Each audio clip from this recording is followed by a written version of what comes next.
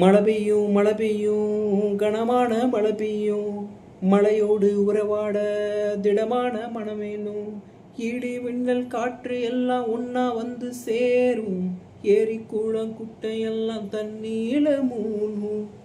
கார்த்திகை மாதத்துல பெருமழை பெய்தால் தாழ்வான பகுதிக்கு பேராபத்து.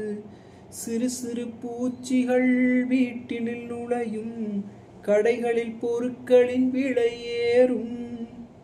மின்சாரம் இன்றி தவித்த தவிப்பு நினைத்து பார்த்தால் பதறுது நெஞ்சம்.